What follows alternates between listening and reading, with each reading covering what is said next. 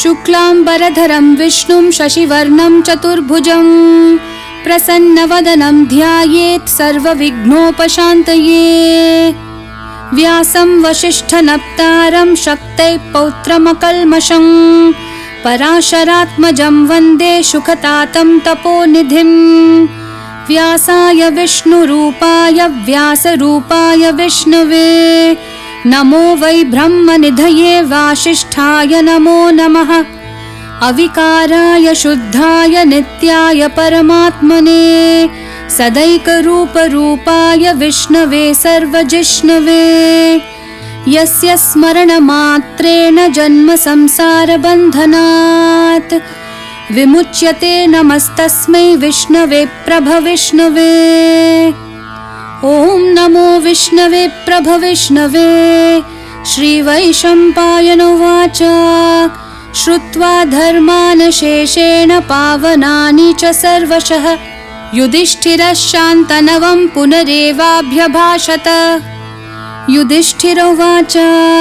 किमेकं दैवतं लोके किं वाप्येकं परायणं स्तुवन्तः कं कमर्चन्तः प्राप्नुयुर्मानवा शुभं। को धर्म सर्वधर्माणां भवतः परमो मतः किं जपन्मुच्यते जन्तुर्जन्म संसारबन्धनात्। श्रीभीष्म उवाच जगत्प्रभुं देवदेवम् अनन्तं पुरुषोत्तमं स्तुवन्नाम सहस्रेण पुरुषस्तततोत्थितः। त्वमेव चार्चयन् नित्यं भक्त्या पुरुषम् अव्ययं ध्यायन् स्तुवन् नमस्यं च यजमानस्तमेव च। अनादिनिधनं विष्णुं सर्वलोकमहेश्वरं लोकाध्यक्षं स्तुवन् नित्यं सर्वदुःखातिगो भवेत्। ब्रह्मण्यं सर्वधर्मज्ञं लोकानां कीर्तिवर्धनं लोकनाथं महद्भूतं सर्वभूतभवोद्भवम्। एष मे सर्वधर्माणां धर्मोऽधिकतमो मतः यद्भक्त्या पुण्डरीकाक्षं स्तवैरर्चयन्नरः सदा। परमं यो महत्तेजः परमं यो महत्तपः परमं यो महद्ब्रह्म परमं यः परायणं। पवित्राणां पवित्रं यो मङ्गलानां च मङ्गलं दैवतं देवतानां च भूतानां यो व्ययपितः यतः सर्वाणि भूतानि भवन्त्यादियुगागमे यस्मिंश्च प्रलयं यान्ति पुनरेव युगक्षये। तस्य लोकप्रधानस्य जगन्नाथस्य भूपते विष्णोर्नाम सहस्रं मे शृणु पापभयापहम्।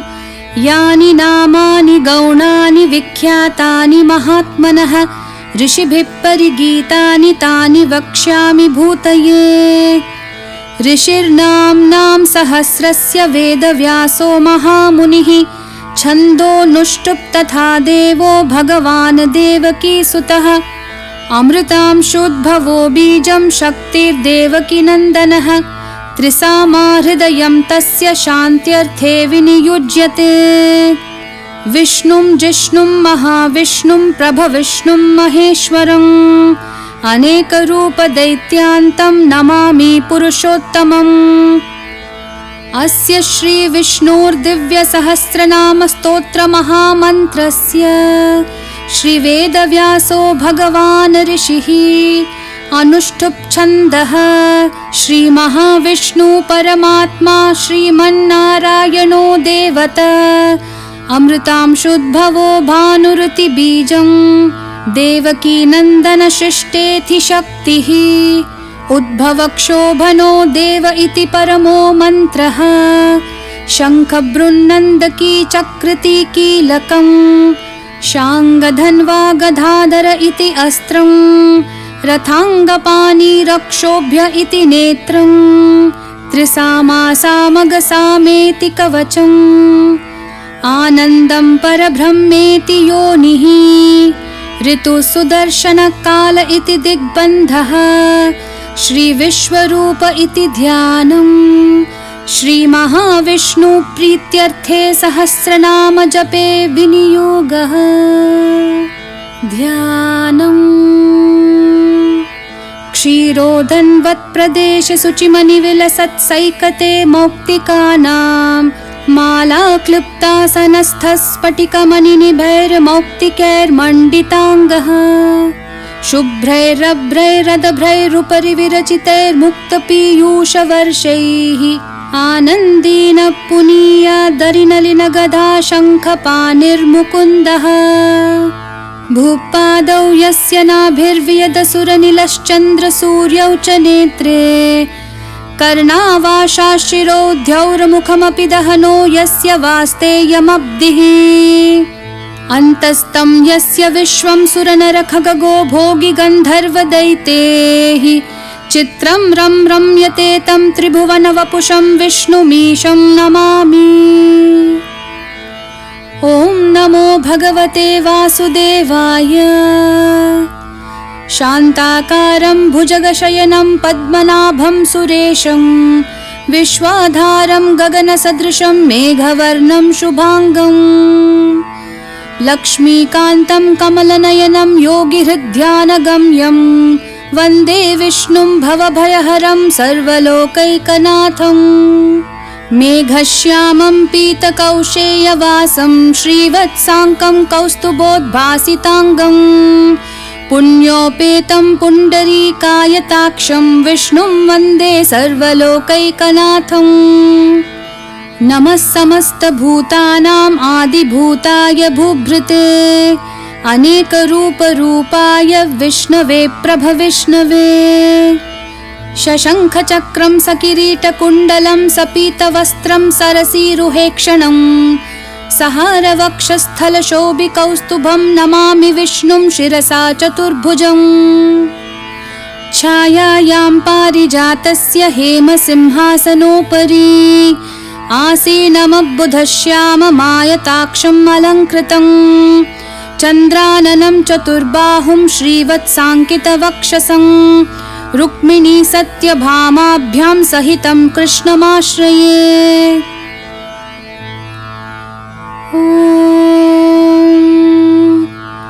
विश्वं विष्णुर्वशत्कारो भूतभव्यभवत्प्रभुः भूतकृद्भूतभृद्भावो भूतात्मा भूतभावनः पूतात्मा परमात्मा च मुक्तानां परमागतिः अव्ययः पुरुषः साक्षी क्षेत्रज्ञोऽक्षर एव च योगो योगविधां नेता प्रधानपुरुषेश्वरः नारसिंह वपु श्रीमान् केशवः पुरुषोत्तमः सर्वः शिवस्थाणुर्भूताधिर्निधिरव्ययः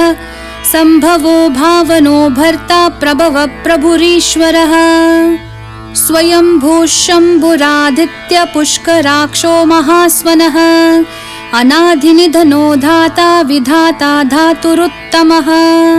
अप्रमेयो ऋषिकेश पद्मनाभोऽमरप्रभुः विश्वकर्मा मनुस्त्वष्टा स्थविष्ठस्थविरो ध्रुवः अग्राह्य शाश्वत कृष्णो लोहिताक्ष प्रतर्दनः प्रभूतस्त्रिककुब्धाम पवित्रं मङ्गलं परम् ईशान प्राणद प्राणो ज्येष्ठ श्रेष्ठ प्रजापतिः हिरण्यगर्भो भूगर्भो माधवो मधुसूदनः ईश्वरो विक्रमी धन्वी मेधावी विक्रमाक्रमः अनुत्तमो दुराधर्ष कृतज्ञ कृतिरात्मवान् सुरेशः शरणं शर्म विश्वरेता प्रजाभवः अहः संवत्सरो व्याळ्ह प्रत्ययः सर्वदर्शनः अजः सर्वेश्वरः सिद्धः सिद्धि सर्वाधिरच्युतः वृषाकपिरमेयात्मा सर्वयोगविनिःसृतः वसुर्वसुमनाः सत्य समात्मा संमितः समः अमोघ पुण्डरीकाक्षो वृषकर्मा वृषाकृतिः रुद्रो बहुशिरा बभ्रूर्विश्वयोनिः शुचिश्रवाः अमृतः शाश्वतस्थाणुर्वरारोहो महातपाः सर्वगः सर्वविद्भानु विश्वक्सेनो जनार्दनः वेदो वेदविधव्यङ्गो वेदाङ्गो वेदवित्कविः लोकाध्यक्षः सुराध्यक्षो धर्माध्यक्षः कृताकृतः चतुरात्मा चतुर्व्यूहश्चतुर्धंश्रश्चतुर्भुजः भ्राजिष्णुर्भोजनं भोक्ता सहिष्णुर्जगदादिजः अनघो विजयो जेता विश्वयोनिः पुनर्वसुः उपेन्द्रो वामनः प्रांशुरमोघः सुचिरूर्जितः अतीन्द्रः संग्रहः सर्गो धृतात्मा नियमो यमः वैद्यो वैद्या सदा योगी वीरः माधवो मधुः अतीन्द्रियो महामायो महोत्साहो महाबलः महाबुद्धिर्महावीर्यो महाशक्तिर्महाद्युतिः अनिर्देश्य वपुः श्रीमान् अमेयात्मा महाधृदक् महेश्वासो महीभर्ता श्रीनिवासः सतां गतिः अनिरुद्धः सुरानन्दो गोविन्दो गोविदाम्पतिः मरिचिर्तमनोहंसः सुपर्णो भुजगोत्तमः हिरण्यनाभः सुतपाः पद्मनाभः प्रजापतिः अमृत्युः सर्वदृक्सिंहः सन्धाता सन्धिमान् स्थिरः अजोधुर्मर्शनः शास्ता विश्रुतात्मा सुरारिः गुरुर्गुरुतमो धाम सत्यः सत्यपराक्रमः निमिषो निमिषस्रग्वी वाचस्पतिरुदारधीः अग्रणीर्ग्रामणीः श्रीमान् न्यायो नेता समीरणः सहस्रमूर्धा विश्वात्मा सहस्राक्षः सहस्रपात् आवर्तनो निवृत्तात्मा संवृतः सम्प्रमर्दनः अहः संवर्तको वह्निरनिलोधरनीधरः सुप्रसादः प्रसन्नात्मा विश्वधृग्विश्वभुग्विभुः सत्कर्ता सत्कृतः साधुर्जन्नुर्नारायणो नरः असंख्येयो प्रमेयात्मा विशिष्टः शिष्टकृच्छुचिः सिद्धार्थः सिद्धसङ्कल्पः सिद्धिदः सिद्धिसाधनः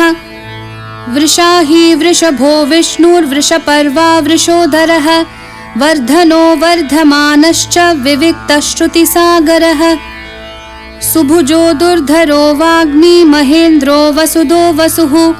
नैकरूपो बृहद्रूपः शिपिविष्ठप्रकाशनः ओजस्तेजोद्युतिधरः प्रकाशात्मा प्रतापनः रिद्धस्पष्टाक्षरो मन्त्रः चन्द्रांशूर्भास्करद्युतिः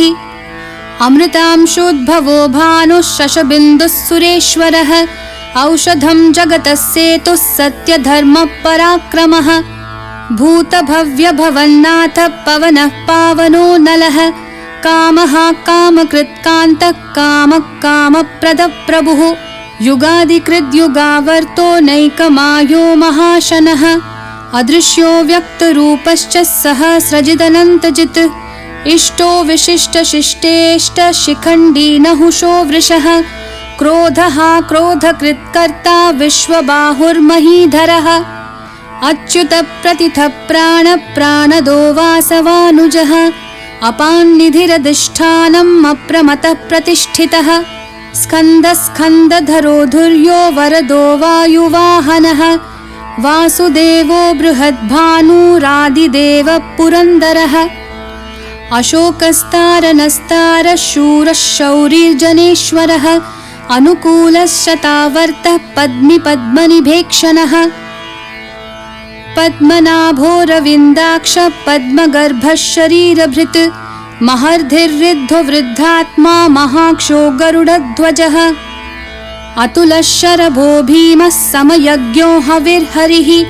सर्वलक्षणलक्षण्यो लक्ष्मीवान् समितिञ्जयः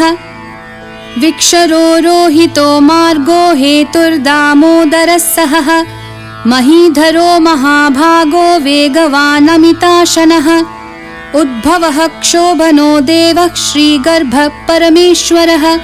करणं कारणं कर्ता विकर्ता गहनो गुहः व्यवसायो व्यवस्थानः संस्थानस्थानदो ध्रुवः परर्धिः परमस्पष्टतुष्टः पुष्टः शुभेक्षणः रामो विरामो विरतो मार्गो नेयो नयो नयः वीरः शक्तिमतां श्रेष्ठो धर्मो धर्मविदुत्तमः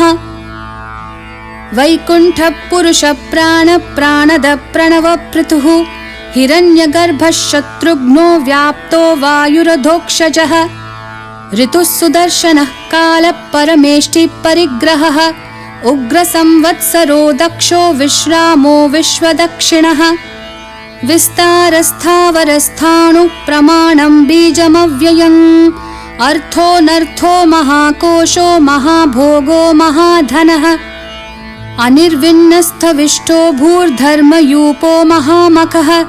नक्षत्रनेमिर्नक्षत्री क्षमः क्षामसमीहनः यज्ञयुज्यो महेजश्च क्रतुः सत्रं सतां गतिः सर्वदर्शी विमुक्तात्मा सर्वज्ञो ज्ञानमुत्तमम् सुव्रतः सुमुखः सूक्ष्मः सुघोषः सुखदः सुहृत् मनोहरो जितक्रोधो वीरबाहुर्विदारणः स्वापनः स्ववशो व्यापी नैकात्मा नैककर्मकृत् वत्सरो वत्सलो वत्सी रत्नगर्भो धनेश्वरः धर्मगुप्धर्मकृद्धर्मी सदसत्क्षरमक्षरम् अविज्ञाता सहस्रांशोर्विधाता कृतलक्षणः गभस्तिनेमि सत्त्वस्थः सिंहो भूतमहेश्वरः आदिदेवो महादेवो देवेशो देवभृद्गुरुः उत्तरो गोपतिर्गोप्ता ज्ञानगम्यः पुरातनः शरीरभूतभृद्भोक्ता कपीन्द्रो भूरि दक्षिणः सोमपोमृतपः सोमः पुरुजित्पुरुसत्तमः विनयो जयः सत्यसन्धो दाशार्हः सात्वतां पतिः जीवो विनयिता साक्षी मुकुन्दोमितविक्रमः अम्भो निधिरनन्तात्मा महोदधिशयोऽन्तकः अजो महार्ह स्वाभाव्यो जितामित्रप्रमोदनः आनन्दो नन्दनो नन्दः सत्यधर्मात्रिविक्रमः महर्षि कपिलाचार्य कृतज्ञो मेदिनीपतिः त्रिपदस्त्रिदशाध्यक्षो महाशृङ्गकृतान्तकृत् महावराहो गोविन्दः सुषेणः कनकाङ्गदिः गुह्यो गभीरो गहनो गुप्तश्चक्रगदाधरः वेधास्वाङ्गोजितः कृष्णो दृढः सङ्कर्षणाच्युतः वरुणो वारुणो वृक्षः पुष्कराक्षो महामनाः भगवान् भगहानन्दी वनमाली हलायुधः आदित्यो ज्योतिरादित्य सहिष्णुर्गतिसत्तमः सुदन्वाखण्डपरशुर्दारुणो द्रविणप्रदः दिवस्प्रक्सर्वदृग्व्यासो वाचस्पतिरयो निजः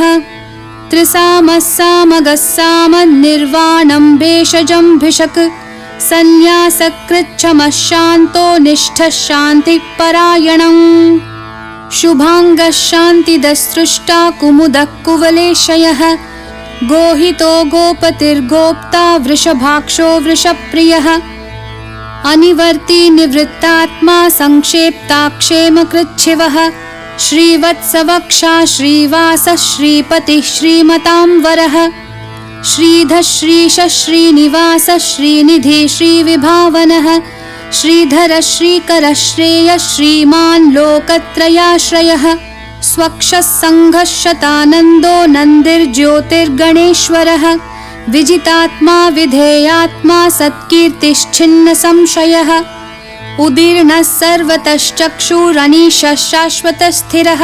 भूषयो भूषणो भूतिर्विशोकः शोकनाशनः अर्चिष्मान्नर्चितः कुम्भो विशुद्धात्मा विशोधनः अनिरुद्धो प्रतिरथः प्रद्युम्नामितविक्रमः कालनेमि निहावीरः शौरिः शूरजनेश्वरः त्रिलोकात्मा त्रिलोकेशः केशवः केशिहा हरिः कामदेवः कामपालः कामिकान्तकृतागमः अनिर्देश्य वपुर्विष्णु वीरोऽनन्तो धनञ्जयः ब्रह्मण्यो ब्रह्मकृद्ब्रह्मा ब्रह्म ब्रह्मविवर्धनः ब्रह्मविद् ब्राह्मणो ब्रह्मी ब्रह्मज्ञो ब्राह्मणप्रियः महाक्रमो महाकर्मा महातेजा महोरगः महाक्रतुर्महायज्वा महायज्ञो महाहविः स्थव्यस्थवप्रियस्तोत्रं स्तुतिस्तोतारणप्रियः पूर्णपूरयिता पुण्यः पुण्यकीर्तिरनामयः मनोजवस्तीर्थकरो वसुरेता वसुप्रदः वसुप्रदो वासुदेवो वसुर्वसुमना हविः सद्गति सत्कृतिः सत्ता सद्भूतिः सत्परायणः शूरसेनो यदुश्रेष्ठा सन्निवासः सुयामुनः भूतावासो वासुदेवः सर्वासु निलयो नलः दर्पः दर्पदो दृप्तो दुर्धरोऽथा पराजितः विश्वमूर्तिर्महामूर्तिर्दीप्तमूर्तिरमूर्तिमान् अनेकमूर्तिरव्यक्तः शतमूर्तिः शताननः एकोनैकः सवक्कं किं यत्तत्पदमनुत्तमं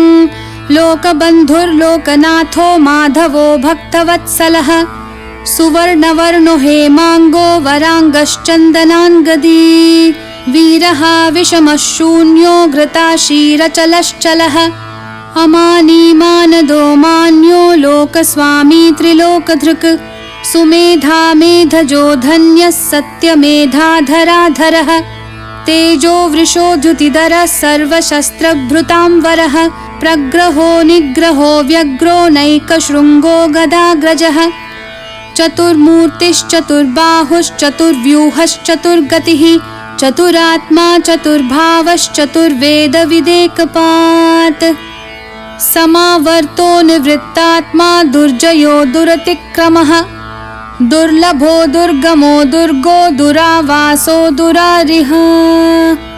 शुभांगो लोकसारङ्गः सुतन्तुस्तन्तुवर्धनः इन्द्रकर्मा महाकर्मा कृतकर्मा कृतागमः उद्भवः सुन्दरः सुन्दो रत्ननाभः सुलोचनः अर्को वाजः सनः शृङ्गी जयन्तः सर्वविजयी सुवर्णबिन्दुरक्षोभ्यः सर्ववागीश्वरेश्वरः महाह्रदो महागर्तो महाभूतो महानिधिः कुमुदः कुन्दरः कुन्दः पर्जन्यः पावनो निलः अमृताशोऽमृतवपुः सर्वज्ञः सर्वतोमुखः सुलभः सुव्रतः सिद्धः शत्रुजिच्छत्रुतापनः न्यग्रोधोदुम्बराश्वत्थः चाणुरान्ध्रनिषूदनः सहस्रार्चिः सप्तजिह्वः सप्तैदाः सप्तवाहनः अमूर्तिरनघोचिन्त्यो भयकृद्भयनाशनः अनुर्बृहत्कृशस्थूलो गुणभृन्निर्गुणो महान् अधृतस्वधृतस्वास्य प्राग्वंशो वंशवर्धनः भारभृत्कथितो योगी योगिशः सर्वकामदः आश्रमः श्रमणक्षामः सुपर्णो वायुवाहनः धनुर्धरो धनुर्वेदो दण्डो दमयिता दमः अपराजितः सर्वसहो नियन्ता नियमो यमः सत्त्ववान् सात्विकः सत्यः सत्यधर्मपरायणः अभिप्रायप्रियार्होर्हः प्रियकृत्प्रीतिवर्धनः विहाय सगतिर्ज्योतिः सुरुचिर्हुतभुग्विभुः रविर्विरोचनः सूर्यः सविता रविलोचनः अनन्तो हुतभुग्भोक्ता सुखदो नैकजोऽग्रजः अनिर्विण्णः सदामर्षि लोकाधिष्ठानमद्भुतः सनातनतमः कपिलः कपिरव्ययः स्वस्तिदः स्वस्तिकृत् स्वस्ति स्वस्ति भुक् स्वस्ति दक्षिणः अरौद्रकुण्डली चक्री विक्रमयूर्जितशासनः शब्दातिगः शब्दसः शिशिरः शर्वरीकरः अक्रूरपेशलो दक्षो दक्षिणक्षमिनां वरः विद्वत्तमो वीतभयपुण्यश्रवणकीर्तनः उत्तारणो दुष्कृतिः पुण्यदुःस्वप्ननाशनः वीरः रक्षणः सन्तो जीवनः पर्यवस्थितः अनन्तरूपोऽनन्तश्रीर्जितमन्युर्भयापहः चतुरश्रो गभीरात्मा विदिशो व्यादिशोऽधिशः अनादिर्भूर्भुवो लक्ष्मी सुवीरो रुचिराङ्गदः जननो जनजन्मादिः भीमो भीमपराक्रमः आधारनिलयो धाता पुष्पहासप्रजागरः ऊर्ध्वगः सत्पथाचार प्राणदः प्रणवः पणः प्रमाणं प्राणनिलय प्राणभृत् प्राणजीवनः तत्त्वं तत्त्वविदेकात्मा जन्म मृत्युजरातिगः भूर्भुवः स्वस्तरुस्तारः सविता प्रपितामहः यज्ञो यज्ञपतिर्यज्वा यज्ञांगो यज्ञवाहनः यज्ञभृद् यज्ञकृद् यज्ञी यज्ञभुग् यज्ञसाधनः यज्ञान्तकृद् यज्ञगुह्यं मन्नमन्नादयेव च आत्मयोनि स्वयं जातो वैखानः सामगायनः देवकीनन्दनः स्रष्टा क्षितीशः पापनाशनः शङ्खबृन्नन्दकी चक्री शाङ्खधन्वा गदाधरः रथाङ्गपाणिरक्षोभ्यः सर्वप्रहरणायुधः सर्वप्रहरणायुध ॐ नमः इति वनमाली गदीशाङ्गी शङ्खी चक्री च नन्दकी श्रीमान् नारायणो विष्णुर्वासुदेवोऽभिरक्षतु वनमाली गदीशाङ्गी शङ्खी चक्री च नन्दकी श्रीमान् नारायणो विष्णुर्वासुदेवोऽभिरक्षतु वनमाली गदीशाङ्गी शङ्खी चक्री च नन्दकी श्रीमान् नारायणो विष्णुर्वासुदेवोऽभिरक्षतु इतिदं कीर्तनीयस्य केशवस्य महात्मनः नाम्नां सहस्रं दिव्यानाम् अशेषेण प्रकीर्तितम् य इदं शृणुयान्नित्यं यश्चापि परिकीर्तयेत् नाशुभं प्राप्नुयात् किञ्चित् सोमुत्रेह च मानवः वेदान्तगो ब्राह्मणः स्यात् क्षत्रियो विजयी भवेत् वैश्यो धनसमृद्धः स्यात् शूद्रः सुखमवाप्नुयात् धर्मार्थी प्राप्नुयात् धर्ममर्थार्थी चार्थमाप्नुयात् कामानवाप्नुयात् कामी प्रजार्थी चाप्नुयात् प्रजाम् भक्तिमान् यः सदोत्थाय शुचिस्तद्गतमानसः सहस्रं वासुदेवस्य नाम्नामेतत् प्रकीर्तयेत् यशः प्राप्नोति विपुलं याति प्राधान्यमेव च अचलां श्रियमाप्नोति श्रेयः प्राप्नोत्यनुत्तमम् न भयं क्वचिदाप्नोति वीर्यं तेजश्च विन्दति भवत्यरोगोऽद्युतिमान् बलरूपगुणान्वितः रोगार्तो मुच्यते रोगात् बद्धो मुच्येत बन्धनात् भयान्मुच्येत भीतस्तु मुच्येतापन्न आपदः दुर्गान्यतितरत्याशु पुरुषः पुरुषोत्तमम् स्तुवन्नाम सहस्रेण नित्यं भक्तिसमन्वितः वासुदेवाश्रयो मर्त्यो वासुदेवपरायणः सर्वपापविशुद्धात्मा याति ब्रह्म सनातनम् न वासुदेवभक्तानाम् अशुभं विद्यते क्वचित् जन्म मृत्युजरा व्याधि भयं नैवोपजायते इमं स्तवमधीयानः श्रद्धा भक्ति समन्वितः युज्येतात्मा सुखक्षान्ति श्रीधृति स्मृतिकीर्तिभिः न क्रोधो न च मात्सर्यं न लोभो न शुभामतिः भवन्ति कृतपुण्यानां भक्तानां पुरुषोत्तमे द्यौः स चन्द्रार्कनक्षत्राखं दिशो भूर्महो दधिः वासुदेवस्य वीर्येण विधृतानि महात्मनः ससुरासुरगन्धर्वं स यक्षोरगराक्षसं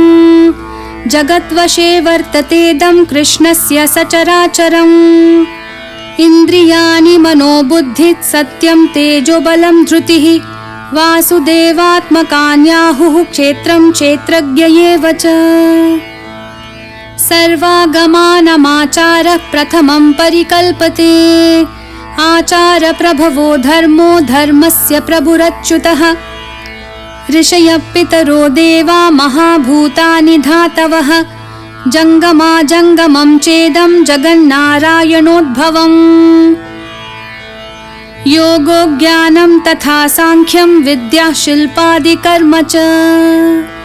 वेदाशास्त्राणि विज्ञानमेतत् सर्वं जनार्दनात् एको विष्णुर्महद्भूतं पृथक् भूतान्यनेकशः त्रीन् लोकान् व्याप्य भूतात्मा भुङ्क्ते विश्वभुगव्ययः इमं स्तवं भगवतो विष्णोर्व्यासेन कीर्तितं पठेद्य इच्छेत् पुरुषः श्रेयः प्राप्तुं सुखानि च विश्वेश्वरमजं देवं जगतः प्रभुमव्ययम् भजन्ति ये पुष्कराक्षं न ते यान्ति पराभवम् न ते यान्ति पराभवम् ॐ नमः इति। अर्जुनोवाच पद्मपत्रविशालाक्ष पद्मनाभसुरोत्तम भक्तानामनुरक्तानां त्राता भव जनार्दन। श्रीभगवानुवाच यो मां नाम सहस्रेण स्तोतुमिच्छति पाण्डव सोऽहमेकेन श्लोकेन स्तुत एव न संशयः स्तुत एव न संशय ॐ नमः इति। व्यासोवाच वासनाद्वासुदेवस्य वासितं भुवनत्रयं सर्वभूतनिवासोऽसि वासुदेव नमोऽस्तु ते वासुदेव नमोऽस्तु ॐ नमः इति। पार्वत्युवाच केनोपायेन लघुना विष्णोर्नाम सहस्रकं पठ्यते पण्डितेर्नित्यं श्रोतुमिच्छाम्यहं प्रभो। ईश्वरोवाच श्रीराम राम रामेति रमे रामे मनोरमे सहस्रनाम तत्तुल्यं राम नाम वरानने। श्रीराम राम रामेति रमे रामे मनोरमे सहस्रनाम तत्तुल्यं राम नाम वरानने। श्रीराम राम रामेति रमे रामे मनोरमे सहस्रनाम तत्तुल्यं राम नाम वरानने। राम नाम वरानन ॐ नमः इति। ब्रह्मोवाच नमोऽस्त्वनन्ताय सहस्रमूर्तये सहस्रपादाक्षि शिरोरुबाहवे सहस्रनाम्ने पुरुषाय शाश्वते सहस्रकोटियुगधारिणे नमः सहस्रकोटियुगधारिणे नमः ॐ नमः इति। सञ्जय उवाच यत्र योगेश्वरः कृष्णो यत्र पार्थो धनुर्धरः तत्र श्रीर्विजयो भूतिर्ध्रुवा नीतिर्मतिर्मम। श्रीभगवानुवाच अनन्याश्चिन्तयन्तो मां ये जनः पर्युपासते तेषां नित्याभियुक्तानां योगक्षेमं वहाम्यहम्। परित्राणाय साधूनां विनाशाय च दुष्कृतां धर्म संस्थापनार्थाय संभवामि युगे युगे।